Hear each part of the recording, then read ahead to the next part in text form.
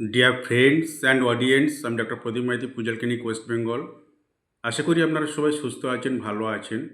আমাদের প্রাত্যহিক দৈনন্দিন জীবনে আমরা সকালে খালি পেটে যদি কিছু জিনিস গ্রহণ করে থাকি, আমাদের শরীরে অনেক উপকারে আসে।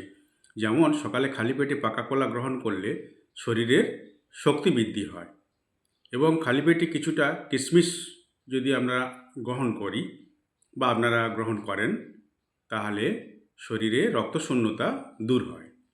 এবং খালি পেটে যদি আপনারা কিছুটা কাঁচা রসুন গ্রহণ করেন, এতে আপনাদের লিভারের কার্যক্ষমতা বেড়ে যায়।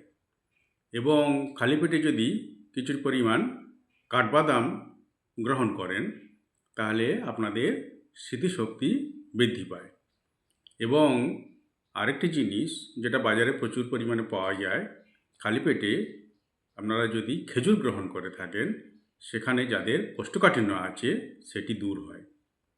তাই আপনারা এগুলি একটু মেনে চলুন বা এগুলি গ্রহণ করুন, আপনাদের শরীরে উপকারে আসবে। পরবর্তী ভিডিওতে আবার দেখা হবে। সবাই ভালো থাকুন, সুস্থ থাকুন। নমস্কার।